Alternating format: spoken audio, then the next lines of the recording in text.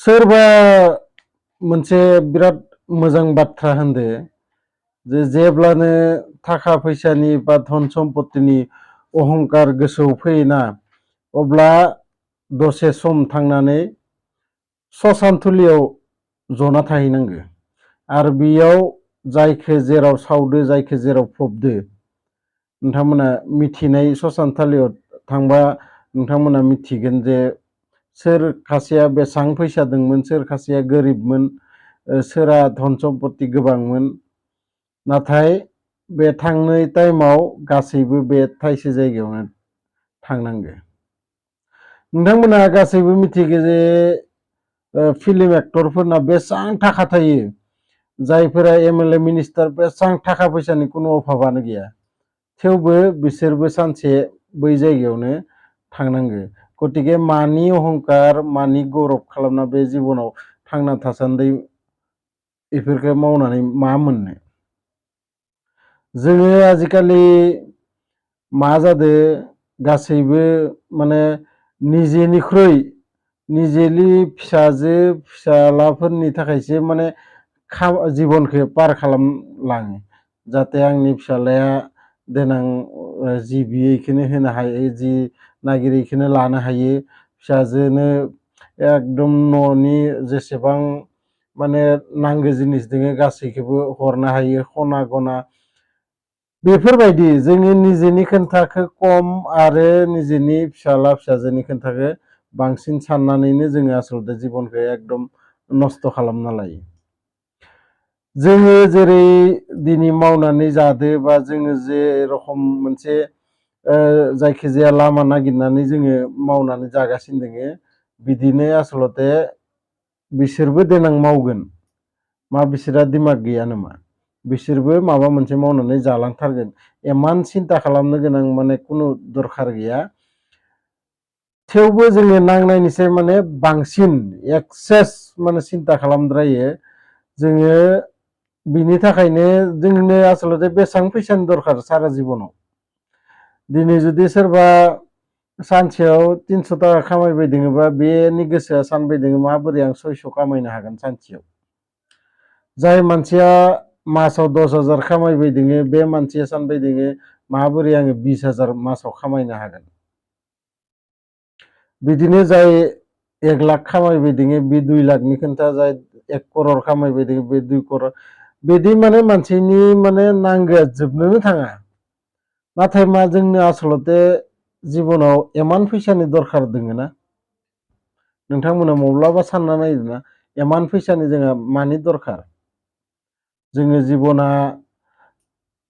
सलिना जानो थाखाय इमान फैसानि रावनोबो दरखार गैया नाथाय मा बयबो माने बयनोबो खोन्थिनो थाखायसो जोंनि जिबनानो मोनसे माने कम्पिटिसन जालांदो जे इसा बिल्डिं खादो आं आरो इनिख्रुइ थालासे बांसिन गोजौ बिल्डिं खागोन बिसा बै गारि मटर साइकेलखौ लादो जोंहा इनिख्रुइ आरो मोजांसिनखौ लागोन इसा बै कारखौ लादो जोंहा इनिख्रुइ मोजांसिन कारखौ लागोन बिदिनो मोनसे रेसाव माने मानसिफोरा खारगासिनो दोङो जिबनाव माने निजेनि खोन्थाफोरखौ माने भाबियाखैनो जिबनावदि निजेयाबोदि एसे माने रेस्ट लानांगो निजेयाबो एसे रंजा खुसि माने गोसोफोरखौ खान्थि दोननांगो इफोर गैया हदाय रेस्ट माबोरै बैखौ बारलांनो हागो बेनो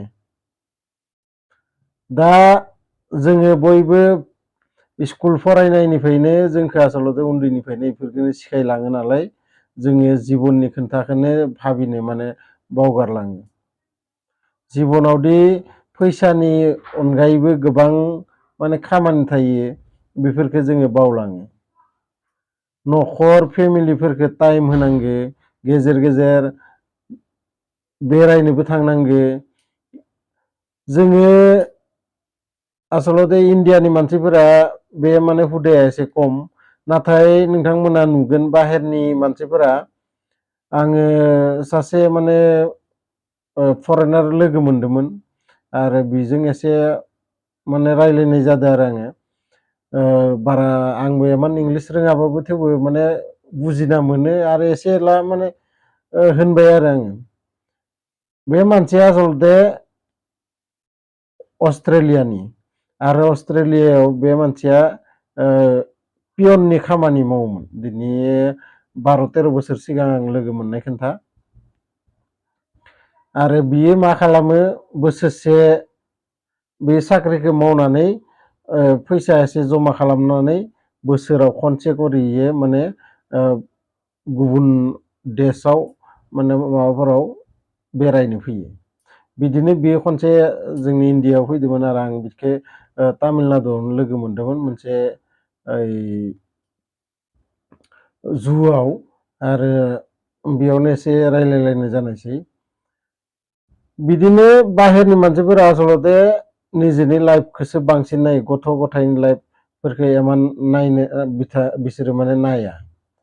मानो नायनो दरखार दङ? गथ'फोरा जों जेरै जाहोलांदों गथ'फोराबो माबा नङा माबा मोनसे मावनानै जालांगोन।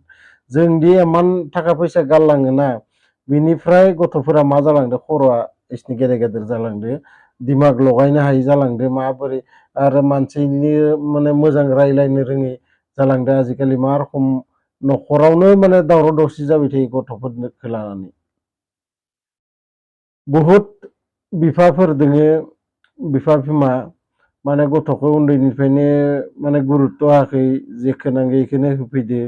उनाव माने परिक्षा रिजाल्टफोर गाज्रि बा बाथ्रा खोन्था खोनासङै जायैयाव माने गोबां बिदिनो नांलाय खमलाय बा दावराव दावसि बे टाइपनि माने परिबेक जालाङो न'खरफोराव।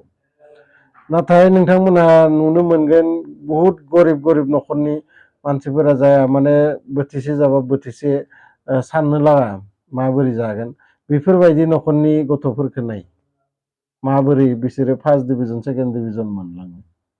नाथाय नोंथांमोना बे मोनसेखौ फोरमान नायनो हागोन जायनाव माने थाखा फैसानि एख' अभाब गैयाना बै बिसोरनि प्राय 80% गथ'फोरानो लेखा फरायाव गाज्रि।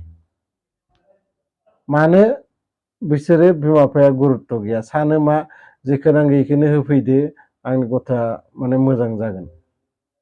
नाथाय बिदि नङा, गथ'फोरखौबो गुरुत्त' होनायनि दरखार दं आरो जेखौ नांगौ बेखौनो होफैबाथाय बे गथ'आ खुनु दिन मोजां जानो हाया। रायलायनांगौ, बेखौ एसे स्ट्रागोल खालामनो होनांगौ। जायखिजाया मोनसे बुस्थु बिबाथाय थबनो होफैनाङा, होफै नाथाय एसे सम लानानै होफै। जे मासाव हाया फैगौ मासाव हाया, मास मोनसेसो 1.5 माससो माने फिदिंनांगौ बे बुस्थुनि थाखाय। आरो खोन्थाया जाबाय मा आं अहंकार गौरबनि खोन्थायसो माने इमान गोजानालागि मोनफैबाय। माने जेब्लानो नोंथाङाबो गोसोआव जुदि बे टाइपनि माने साननाय फैयोबा, बे टाइपनि भाब फैयोना सोरनिबा सायाव हिंसा बा निजेनो एसे माने साक्सेस जानायनि उनाव माने मानसिफोरजों मोजां रायलायि खें खें जानाय, निजेनो निजे एसे अहंकार भाब फैनाय, नोंथाङाबो माब्लाबा थांनानै आधा घन्टा जनानै फै ससानसालियाव आरो नाय बे ससानसालियाव सोर सोर हाबनानै दङ। नोंथांनिफ्राय गोबां गोबां करर करर थाखा गोनाङा बे सिङाव हाबनानै दङ। मा लांफागोन नोंथाङा? इमान माने अहंकार खालामनानै इमान थाखा फैसा खामायनानै मा लांफागोन नोंथाङा?